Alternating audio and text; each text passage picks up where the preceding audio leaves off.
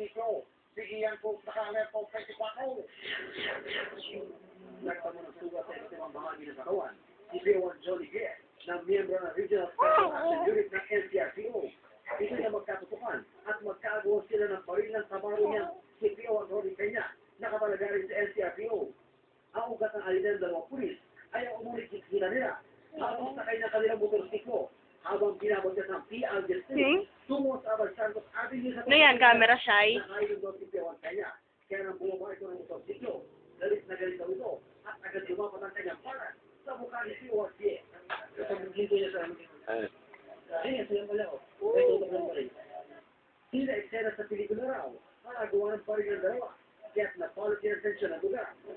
Pero di naman nagtagalay na sa kote rin si Bewan Peña sa tulong ng isang volunteer ng action group sa lugar.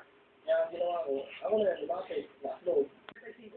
We do not tolerate yung mga great misconduct ng mga policeman natin. Kaya nga ito, even though a complainant is another policeman, we will still fight. Ang nilang tatalakayin ay ang isu sa tiga. At ito po mga kasuso, kasusunod na linggo. Meron daw pong susubukan kung kuubra sa buong Pilipinas po ito.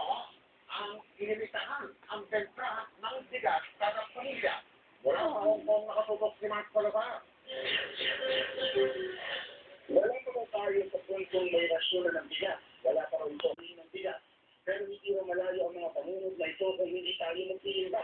Puno pa naman daw ang palabigas ng National Food Authority o NSA. Pero hanggang kailan ang NSA para po yung bumbero?